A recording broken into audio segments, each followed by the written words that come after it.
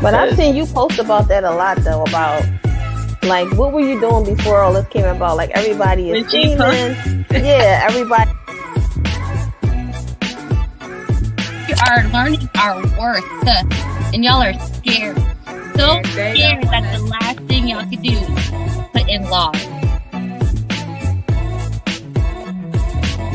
On mute, but I was holding still because my face always tells a whole story, so I was trying to act like I was frozen, but I'm really not. Okay, so yes.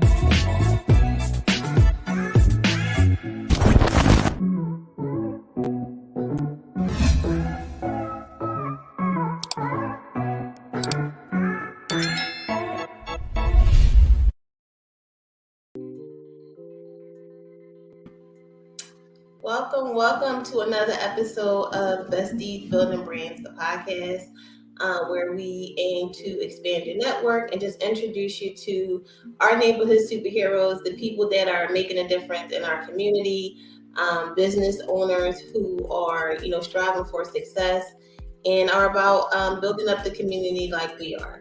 So today I have a special guest. Her name is Jenny Jackson.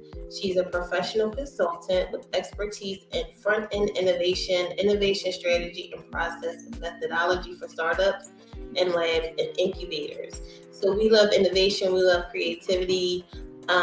We are kind of the misfits out here. We don't fit in with the typical, girls club. So it's exciting to have her on to hear about her business, and she's also a mom of an awesome kid like I am, and some of our other guests. So we're going to bring her on. We're going to hear about her business. We're going to hear about how she maintains, and hopefully it encourages you, and you get something out of it. So let's bring her on. Hello. Hi, Khadijah. Thank you for having me.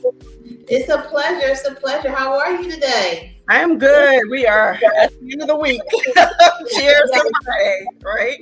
Yep. And it's almost the beginning of a new month. So that's always a good thing. New month, new goals. Time to knock it out of work, All right. So Jenny, we always like to have our guests introduce themselves. So tell us a little bit about yourself and your business and why you got started. Yeah. So I think we all know that we have a calling. So 2014, 2015, I took a corporate role with MetLife Insurance, and by way of navigating that system, I landed in a space, innovation space. It was really all about how can we reach direct to consumer market without traditional ways of getting insurance, right? So back in the day, you get an advisor, you have an insurance agent, you pee, you give blood, and then you get a policy. But that's not how the world works today, right? Everyone wants to do stuff online. They want to be digitally native, right? You start online, you want to end online. And so in that space, I ended up with a leader, Paul Popolo, huge props to him, who really understood innovation methodology and process. And so we spent about 3 years for MetLife really exploring that space, trying to figure out how we could reach digitally native consumers, right, for insurance, which is typically stodgy and conservative. And so I spent a lot of time on what I call front-end innovation, exploring that space. We spent, months just putting together business cases just so we could test something. Might have been like a 9-day test, 3-month test to validate that it actually worked and that consumers actually wanted it. Okay. So, are you getting feedback, Khadijah? No. Okay. So after a few years in that space, the business said, okay, you guys aren't making us money. Y'all are just testing stuff. We're done, right? That happens, right? MetLife is a big conglomerate. And so after that happened, I had a lot of senior leaders like, okay, so my superpower is getting stuff done, right? The business is going to tell me, don't do that. Are you crazy? Are you stupid? And I've had stakeholders say that to me as a Black woman in this role. And so I would say, okay, well, I'm not asking you, I'm asking you what has to be true for it to get done. So that's been my superpower, getting stuff done. And so these senior leaders went to other companies, other corporations, and took me with them. And so I said, okay, well, I don't want to be a full-time employee. I don't want to move to the Northeast or to out West because I've done that before. And it was not good for my mental health. It was not good for my priorities because I had small children at home. And I know we'll talk about their hyper needs here in a second. But I can help you maybe on a contractual and consulting basis. And that's what really got me into consulting space. So 2018, with my senior VP to Munich Reinsurance to help her set up her lab and define the process and methodology around innovation there, right? Business innovation. And then I had a partner who I worked with at MetLife out west who said, okay, teach me how to work at big companies. I'm a startup. I spent some time with him there. And so a lot of times in the consulting space, you have about 2 or 3 years best, right? That's your runway to really get in and make some money. 2018, 2019, 6-figure years, great years. And then 2020, we all know what happened, right? Right. The pandemic hit. I am the single primary income earner for my home. Small children, elementary school, one actually transitioned to middle school. And so I had to stop working. And so I stopped consulting or contracting to really, help them get through being in virtual learning. So that was 2020. Somehow, by the grace of God, we made it through. Don't know how to this day. We made it, right? Yeah. And then 2021 comes around, and those same partners who I'd been working with come back and help me. And so truly by the strength of timing and, God and everything else that's happening in that space, I've been able to continue, right, and sustain entrepreneurship as a consultant in a very space. The difference between what I was doing in 2018 and 2019, I was helping folks at kind of these large companies, Northeast, West. I've gotten to the Charlotte ecosystem, Charlotte, North Carolina. And so 2021 and 2022, I've been taking on more advisory roles. I've been working with the local accelerators here, working with the local universities here who were clients again in the past, but not my larger clients. And so I've re-engaged with those relationships and really taken on more of advisory type work. And so that's how I got here. Yeah, what you said that I love is it sounds like I'm hearing that it's the networking. Your network has allowed you to sustain, has allowed you to grow. You still maintain those connections. So once, you were able to get your children set up with the virtual schooling, you still were able to reach out. And I think that's so important. That's why, our motto is expand your network, because a lot of times your network is what's going to help you to get to that next level. It's not always about your education. It's not even always about your skill. Sometimes it's really about just who you know and the connections that you make along the way. So I love that. But let's start from the beginning, before all of that. Like, did you know that this is something that you wanted to do when you wanted to get older? A lot of people are like, oh, I want to be a doctor. I want to be a lawyer. Like, what did you want to do? And my mom was a teacher, like hardcore. We're from South Carolina, hardcore 30, 40 years in the Charleston County school system. So again, that's my role model, right? Growing up, I wanted to be a teacher. And then I think that transitioned to like choreography, right? So I've always had, a liberal spirit, kind of artistic spirit. As I got older, that manifested into like graphic design work. So I'm a, Zennial. Like between Gen X, Gen Y, I spent a lot of time in what we call desktop publishing in high school. So my mom she was a director of a daycare. And so the lady that run the subway next door said, can you put together a nice sheet for me, for my wedding album, right? So I would go on and design those things. I would do stuff for the daycare. At the time, we called it desktop publishing. And then I said, okay, well, I want to do this professionally as a graphic designer. So I am an Aggie born, Aggie bred, went to A&T. Last year, 1999, came in the 90s, left 2004, had a little bit too much fun. My curriculum was graphic design, graphic communications, as we called it, industrial technology. And then when I really got into the weeds, I said, well, I don't really like doing this, I like output, but I don't like the input. It's too much. And so I said, okay. And I came out of school. I think a lot of us end up in workplaces that have nothing to do with our undergraduate degrees. And so I left Greensboro, ended up in Charlotte. Actually, I'll take a step back. In Greensboro, I worked for the city of Greensboro. And so I ran kind of this JTPAs, what you called it back in the day, like the work study program for teens, at-risk teens. And so I revamped the program for training and professional services there, ran my course there. I ended up in like HR, that type of sector. And so after I left Greensboro, I said, okay, well, I want to do this professionally. Let me go back and get a degree, an advanced degree. So that's what brought me to Charlotte. I ended up going to Queen's University of Charlotte, Ended up with a Master of Science in Organization Development. And then again, by way of what was available at the time, like, was pregnant and at grad school. My son's 13 now. Later on, obviously found out that he had some developmental issues.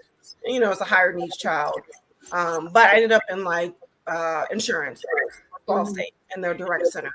Did not choose it, but that was available at the time. And then I worked my way up. I was a training supervisor. I helped people transition from the classroom to the actual production floor in a contact center. And then I helped with strategy execution. And I said, okay, well, I've got this advanced degree. I've got the experience. Let me see what else is out there. So one of my peers, shout out to Kim, brought me a listing for MetLife. They had a leadership development program.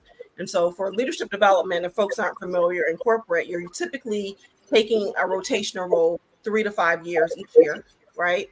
And you're transitioning from one city to the other or from one city to the other. So I was like, oh, I'm a small child at home, but I'm going to go, right? Hoping that we would go together, but it didn't work out, for Kim or, whatever she had in her career path.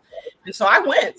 And so I ended up going in New Jersey, Somerset, New Jersey for a year and a half. And I worked out of the New York office for MetLife. And so I would be on the train, right? Driving it, on the train. My child's in school. I was expecting another child this time, crying. And I'm not lying. 7 a.m. My newborn daughter was at daycare. My son was at school. I would go into New Brunswick, right, where Rutgers is, catch the train, and I'd be on the train crying because my kids were in school. And listen, it's a lot of our stories are like that. A lot of us have those same kind of stories. Crying on the train, right? And so I'm getting teary-eyed thinking about it. I would go, I would do it, because I would do this better, right? My thinking was go to the Northeast, lock in the salary, lock in the relationships, and then come back Southeast and you have that lock in. And so again, by nature of timing and what was happening with the company, they opened up a new department called Direct to Consumer, all focused on the consumer, right? And so I ended up in New York for about a year, New Jersey, New York, about a year and a half. And then there was a role that came up, innovation role. And so I applied and I got it. So I was able to leave that leadership program and come back to Charlotte, which is where I was originally. And so that's what I back and got that skill set going. I'm trying to tell you, I remember being pregnant with my twins, who are both, they're moderately autistic. But I remember walking home because we didn't have a car, it was cold, and I didn't want to wait for the bus. So I walked from the trolley. So it might have been these 5 long blocks, and I just used to be crying because I was in pain. Babies were heavy. But you know what I did? I used to listen to podcasts. So I would listen to Tyler Perry and Oprah and just listen to their stories. And it just really was okay, it's not that bad. You're living, these people lived in, their cars for 3 years. And it just motivated me not only to help me realize that it's bad, but it could be worse, but also that it's going to get better. So just listening to you tell that part of your story and to see where you are now, that's why I like to start from the beginning, because a lot of times people see your now and they don't see what you had to go through for the 10 years prior, all the tears, all the, the struggle. So I love that for you. How old are your children? So I have a 13-year-old. My 13-year-old is autistic, and I would say moderately autistic. His activity of daily living is off the chart. That boy can go in, get himself dressed, make his lunch because food is his thing, make his sister's lunch. But I think what we find is that, there are challenges, right? And so his developmental challenge is really more social emotional. There's something that ticks me off or triggers me, and I don't really know how to deal with it, right? And so that's where he's been in kind of the cycle, over the past few years. And then you add more developmental issues as they kind of hit puberty. So now it's not just autism. It could be tics and Tourette's and, other things that kind of layer in. And as I study more, I find that those disorders typically all go together. Right. And so you're going to do, if you're anything like me, you're in these groups. And so you find, and they're like, oh, my child had this issue before this happened. My child too. So why, there's a trend there, right? They had infections, they had these, skin disorders, led to XYZ. Why isn't science and medicine there yet? Yeah, I'm new. I'm a new autism mom. The twins are 3, and they were really sick for like the first 2 years of their life. They're actually, I don't want to say they're sickly, but they get sick a lot. And so for the first 2 years, I kind of really didn't know. And the doctor kind of was like, okay, they're twins. You had them early. They're probably going to be delayed till they're about 2. So I'm like, okay, so I didn't think anything until they were about 2. And I'm like, okay, so they're delayed, but are they still delayed? And then they were sick. So the groups help me, but sometimes they are, it's kind of disheartening in a way because, when you have a baby, you kind of have an idea of how you want their life to go in a sense, like, okay, they're going to go to high school, they're going to graduate. But then when somebody tells you, okay, or give you a diagnosis, whatever that may be, it doesn't necessarily have to be autism. Now you're like, well, maybe the kid's going to have to live with me forever. What's going to happen if I'm not here? Yes. How can I go to work? Like, I can't go to work. Like, I have 2 of them. They can't talk. So they can't tell me, you know what I mean? So being an entrepreneur, I have to. Because I have to be able to take care of my babies. You know what I mean? Yes. Even if it's, part of the day. So how do you manage? He's 13 now, so you have way more experience than me. So I do. Please. Yes. And so what we will find, and everyone's track is different. What I found is like, you have these sweet spots, these honeymoon spots where your child is perfect. Your children are perfect, right? They're doing well. And then you hit like a seasonal change or something happens and something changes. And then they have these of like a month or 2 or 3 where everything is just chaos. What I have learned entrepreneurship is that I can control my days. That's the biggest piece. And it took me a while to realize that. I had a friend, she's a therapist. And she said, well, what if you just take Monday and that's like a planning day and you don't put a lot of stress on yourself or, a lot of pressure. I was like, oh, I can do that. So now, again, those first 2 years were about money, money, money, get the income, keep the relationships. But I was wearing myself out, right? And I think as an independent worker, and in your case, even you may like outsource like a small task here or there, right? But what I found is that if I controlled my week based on what I had going on, that made me feel empowered. So Monday and Tuesday are like my days. So I may take 1 or 2 meetings. Wednesday, Thursday, or Friday are open calendar days because I weigh what's happening at home. The children are at school, a child may be with, a family member. That gives me more flexibility on those days. And so that's what I started doing is really taking it back to my week and saying, okay, I don't have to be available every single day of the week. This is what my availability is and what my work schedule is. And this is how I'm scaling the work that I have available. And that's what's helped me tremendously in this space. Do you have a lot of support from your family? It's hard. So my parents are traditionalists. My mom is 82 years old. She's in South Carolina, so I can't leave my children with her. She's 82. I have a centralized family here. I'm in Charlotte. My niece and nephews are here. My sister is here. But again, I can kind of decide who goes with who when based on what I know about personality types and who can kind of deal with some of the issues. And so that has been helpful. That's given me the breaks that I need throughout the week with my children. But at the end of the day, they're a mom, right? And they're home and they're maybe having a meltdown or a breakdown. I should add that my daughter, she's 8. She's got some hyper needs also in terms of ADHD. Back in the day, like, ADHD children they take Ritalin, they're hyper.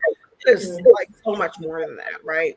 And so what's interesting is though my younger child does not have, I say she's neurodiverse because she does have some hyper needs, but not to the degree that my son does. But at the same point in time, it's like my son just has activities of daily living that she doesn't have.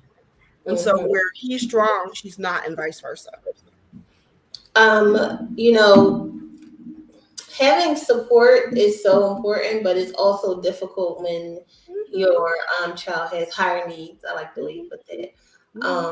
We just did an autism awareness and advocacy virtual event, and it was so good. And I want to keep having conversations around that because for a child that, quote unquote typical child, you might can get somebody to babysit your child. But if your child eats shit, like mine does, one of the twins, nobody really wants to deal with that. Or, just the tantrums, or, I'm fearful of, you need to beat them. You know what I mean? Like, that's our community, Khadijah. Back in the day, someone's a little crazy, slap them a little bit, to get them. And I struggle with that so much, because I'm not going to discipline my child because they're stimming. I'm not going to discipline my child because they have a meltdown. If I know they can't control their body and what's happening, I'm not going to discipline that. And where we get into aggression and being physical, I think there's ways of restraining and dealing with that. And more perfect. But at the same point in time, you cannot beat a disability, or you cannot beat a developmental issue out of a child. You just can't. And honestly, to be honest with you, I will pop them a little bit, but it's not like, if you have other children, I have 6 children, they're my youngest, and you can see the difference immediately. So if I pop my older children when they were 2 or 3, it's kind of, eventually they're like, okay, let me stop. That's hot. I don't want to touch it. Right. If you do that to a child that is, on the autism spectrum or has higher needs, they don't care. They don't care that it's hot.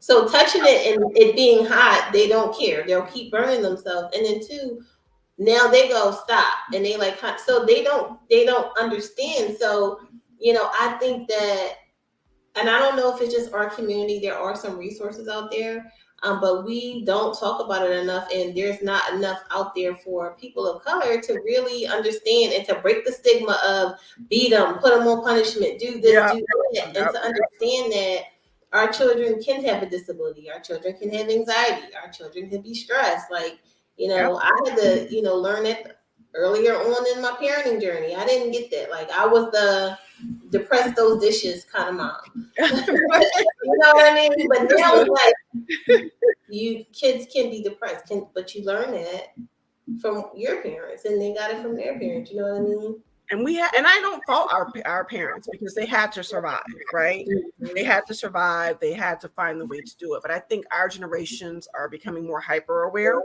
These are real issues. I think our non-people of color peers growing up, I saw it all the time. Oh, don't talk to so-and-so, or don't push his buttons because it pisses him off and it could send them into a spiral. Well, guess what? Our kids are too. And so that's why I do rely heavily on the IEP. I do rely heavily on the supports, because my little Black girl that is having, social emotional issues because she can't regulate what's happening here, you're going to give her the same supports. You're sorry. Absolutely. You know what I'm saying? But I do agree. And I was thinking about our discussion even before the podcast. I do think that, again, by nature of who we are and how we grew up, physical discipline is how, we beat stuff out of them. And even older folks, more mature folks in our families say so-and-so is a little touched, right? So-and-so is a little touched, they'll grow out of it. Well, you know what? Nobody grows out of autism. Nobody grows out of these issues. They learn how to mature into them. Mm-hmm. And so we've got to learn is that children who are autistic become autistic adults. And autistic adults look very different than autistic children. Yes. And so what we were trying to do, Besties, we have a nonprofit, and we have a lot of different social initiatives. One being autism, the spectrum as a whole, meaning we want to find respite care for mothers, because I feel like there's not, like I said earlier, if you have a child that's doing things like, the pico and they're having the tantrums, it's hard to find somebody to watch them. And even if you do, you may not feel comfortable. And then where do you want to go? You don't have anywhere that you can really go. A lot of times, from what I see in the group, they're single moms, they're struggling, they're trying to figure out how to make ends meet. They can't really work a traditional job because they keep getting called up to the school. And so they're so stressed out, but there's nowhere for moms to go. So your child has an IEP, they have therapists, but what do you have for moms? So one of the things we're trying to do is to really have respite care for moms, even if it's a day. even if it's for a few hours. And then with that, we want to have like a sensory room, somewhere you can come with your child. Yes. Your child is okay. So you know that your child is okay. You can relax. Your child is right next door. That's one of the things we want to do. Yes. And when you mentioned how autistic children become autistic adults, I want to put a program together where we're teaching them technical skills, whether it be coding, things that they are probably already good at, where they don't need to do a lot of social interaction, but they can make a living and that they can take care of themselves. Yes. And that they can be self-sufficient and they don't always have to push the cart back at Walmart. They can do more than that. Yes. So that builds confidence, right? Yeah. To your point, that builds confidence because again, they become autistic adults. You deserve a life worth living, regardless of what it is. And so the same way we mature as typically developing people, neurodiverse individuals deserve to mature the same way. Yeah, and so I'm determined to do that. A lot of our other initiatives are surrounded around our seniors, our men. We have a lot of things that we're trying to do in the community, but I think it starts with conversations like these. Just being real. A lot of times in those groups, I find that sometimes they're so they don't motivate me because a lot of times it's like, my child is 23 and he's still doing X, Y, and Z. It doesn't, and I know it's a place to vent, but it's not really too many, happy endings or success stories. And I know that they're out there. And even if they aren't, we need to start making more. So we need to figure out what we can do to make sure that our babies are okay. We can't live forever. No. And we have to make sure we're okay. What I find, Khadijah, is there's two kind of parallels. One is like, my child is dependent on me and he's going to be dependent on me and I don't want anything more for him for the rest of his life. And then one is, I want him to live independently. I want him to live on his own and or with roommates and have a life worth living. And so you have to decide. I don't think either one is wrong or right? Depending on what your child's needs are. My personal goal for my son, because I see what he can do, is I want him to live independently or co-independently, right? He's going to have the supports as he gets older.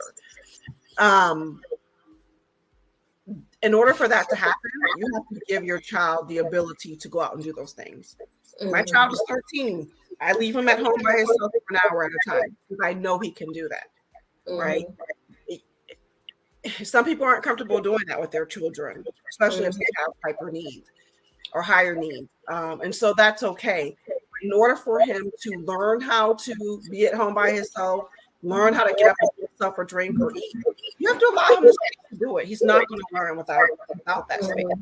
You're going to learn one of two things. He can't do it or he can. If he can't do it, you make accommodations. If he can, maybe you add 30 minutes here or there. Yeah, you know what? I struggle with that because I was feeding them, and like when I would go to therapy, they would be like, "So can they feed themselves?" I'm like, "No, not yet." But I'm like, "Did I ever try? Let me give them a spoon in the bowl." Yeah, of course, let me try. Yeah, and of course the bowl is on their head, and they're doing. But eventually, they get it. They get it in their mouth, and I'm like, "If you get it in your mouth, it's cool."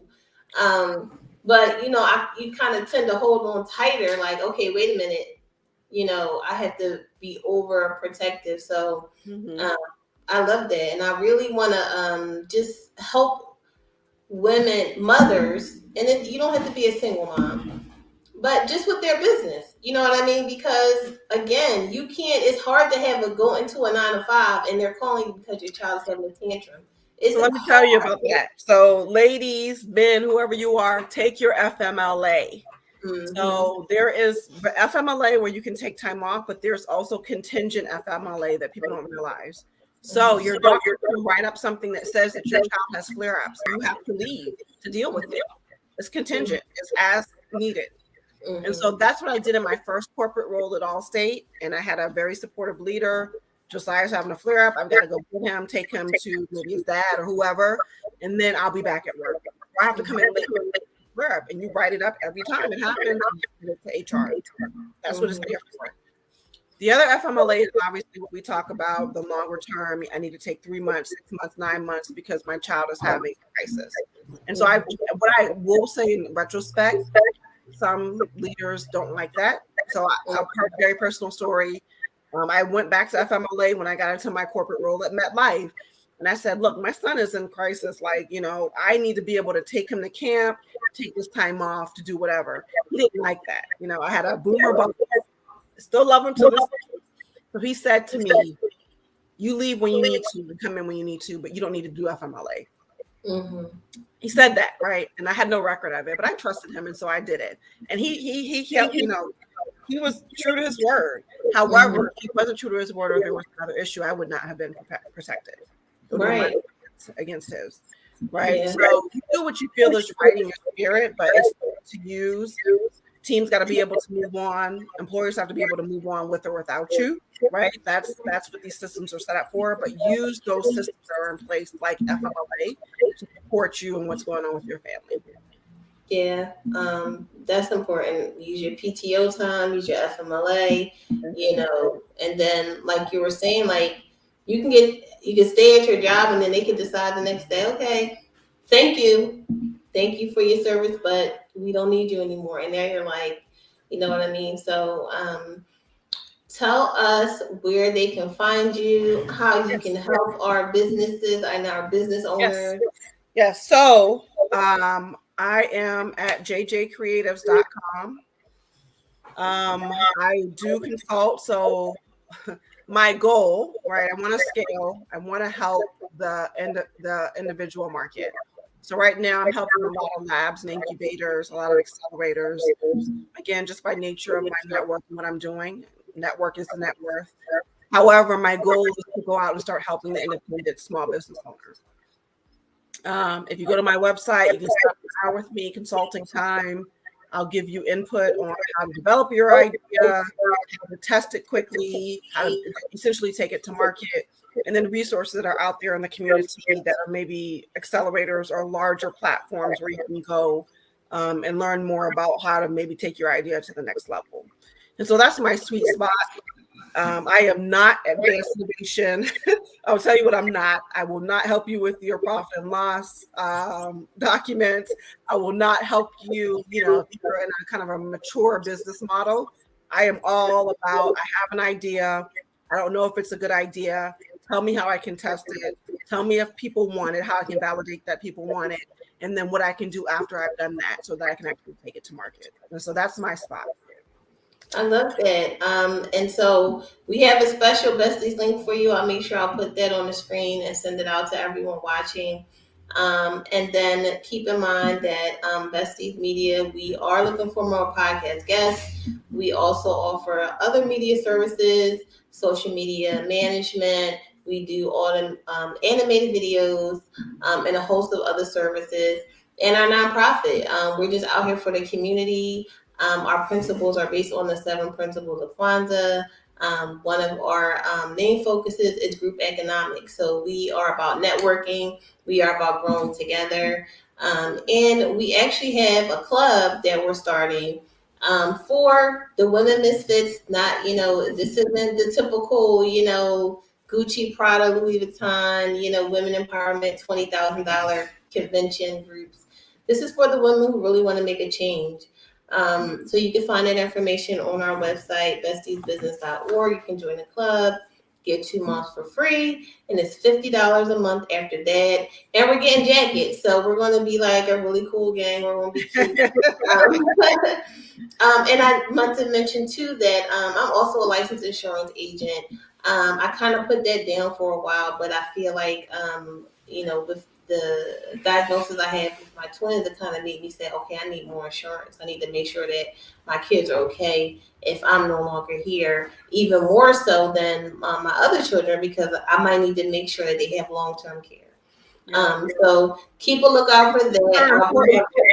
Those siblings are important. And I know, no one really asked to be born into those situations, but SIBs are so important for the development of your younger children and then also for the future.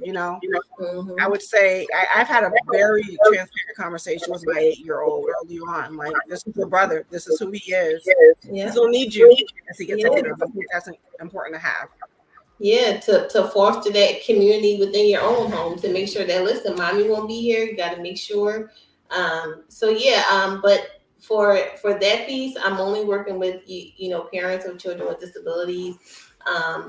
We have a lot on our plate, but I just think it's something that's necessary for the community. So make sure you hit up Miss Jenny. Make sure I know a lot of you guys are startups and you want to start another stream of income, and you may not be sure if it's a good move or not. Make sure you hit her up. I'll give you a link for that, and hit us up on bestiesbusiness.org or on Facebook, social media at Besties Media. Have a good day. Thanks, Khadijah.